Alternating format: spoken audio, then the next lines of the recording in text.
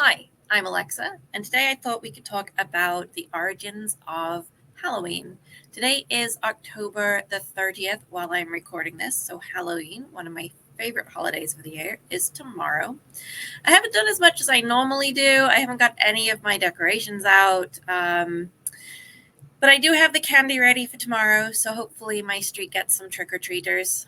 There are not a huge number that normally come around this area. There's a few other sort of I don't know if they're actually rich neighborhoods, but there's a few neighborhoods that get a lot of trick-or-treaters and go all out, and people kind of drive there, and then there's also a lot of events like trunk or treats around at various locations. I think the airport had one.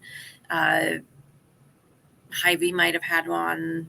There was somewhere else, can't remember now. But anyway, a lot of times people go to these events versus going around trick-or-treating, and I think maybe one other house on the block has decorations up. My landlords have some out, so hopefully we get some people. But I have the candy and I am ready. So Halloween has and can be traced back to a Celtic festival called Samhain.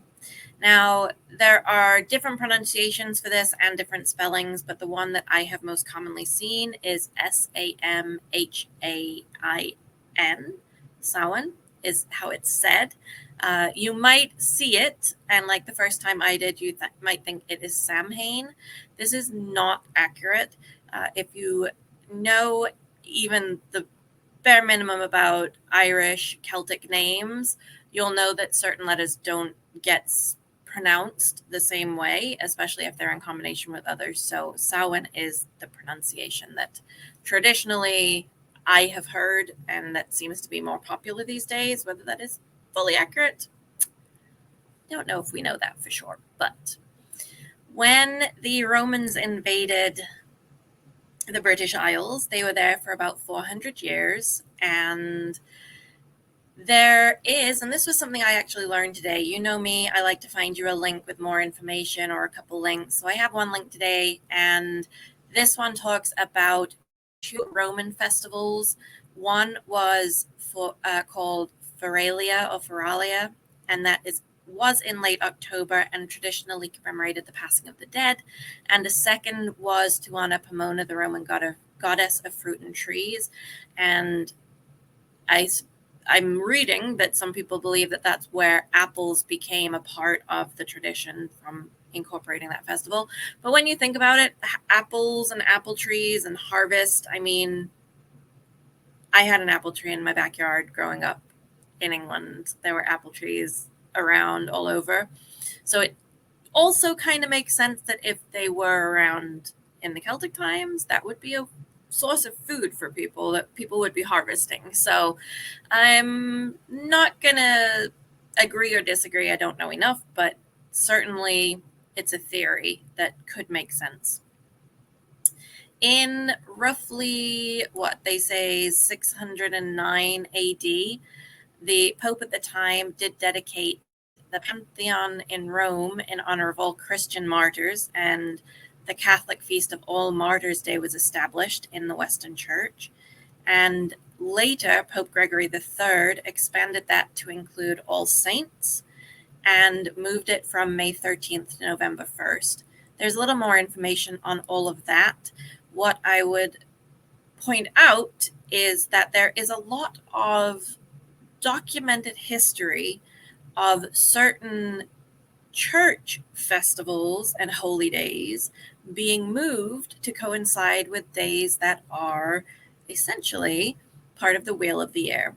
So in the pagan religions, the wheel of the year is divided by 8 festivals at equal times, and they also coincide with, for example, the longest day of the year, the shortest day of the year, things like that.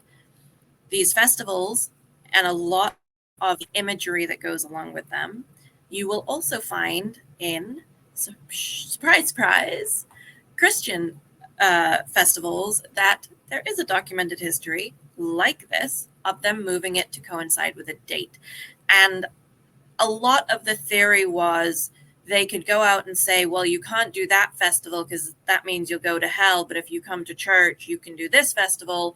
and look, it's a lot of the same things, and you'll go to heaven. And it was from all research and historical sort of knowledge, it was very much a control thing of they were never going to give up their traditions. They were never going to give up their superstitions and their celebrating of the harvests and things like that, celebrating the spring with lambs and rabbits and things like that.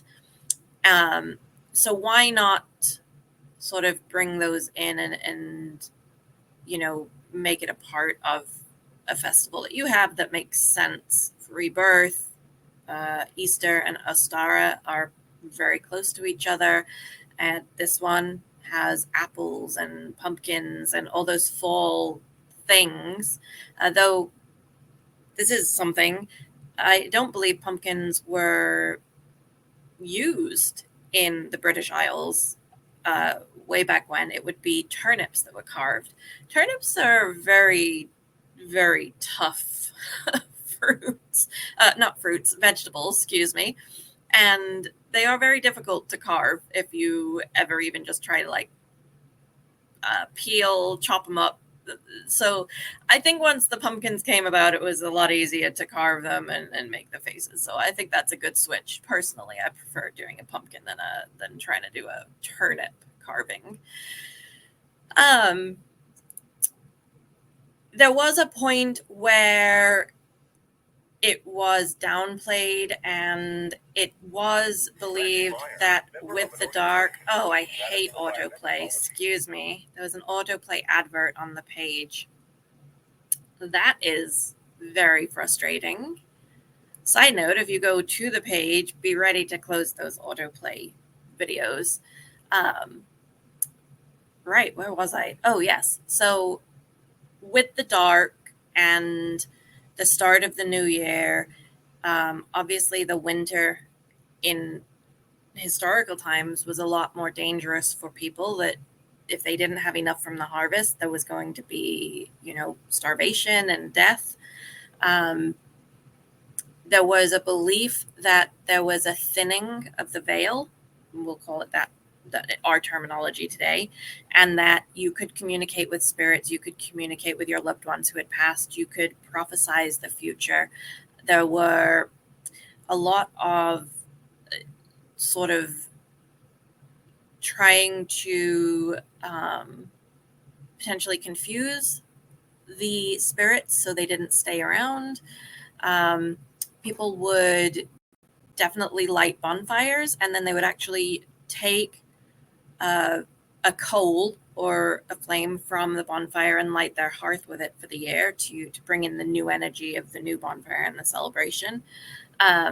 So in probably, I want to say it was the 1800s, I'm not going to go back to that page because I don't want it to do that again to me. People started taking the tricks a little bit too far, and there was vandalism and bad stuff. And so there was sort of a kibosh on no celebrating. And then after the war, with the baby boom, so about the 1950s, there were so many kids, and it was sort of changed into a kids' holiday. And then the theory is that giving out candy is giving a treat so you don't get tricked. And fun fact, Halloween is the... wait, how do I say this? I was about to say it the wrong way around. Christmas is the number one holiday in terms of spending in the US. Halloween is the second. And I want to say, I was reading, it was something like a quarter of all the candy sold in the US in a year is actually sold for Halloween or around Halloween. That is crazy to me to think that if that's true, I don't know. I didn't have a source, or the source might be at the bottom of the page. I didn't go look at the references. But this is a very quick introduction to the history of Halloween. And obviously, Hollywood will latch onto anything they can. Hallmark, that kind of industry, will latch onto anything they can. I think it's fun. And why not bring color and light and joy into darkness when it goes dark at like 6 o'clock here?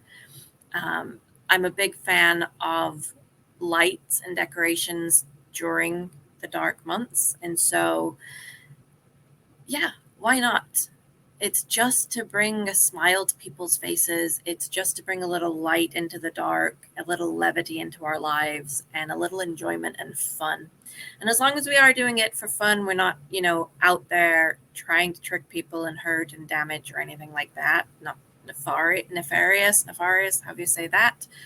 Wherever you live, you can say it different ways. I'm excited. I wish I'd had a little more energy to get my decorations out and put them up outside this year. I might pull something out tomorrow and get it up before the trick-or-treaters come, just so that they know, because I have a few things I can quickly just throw outside and on my steps.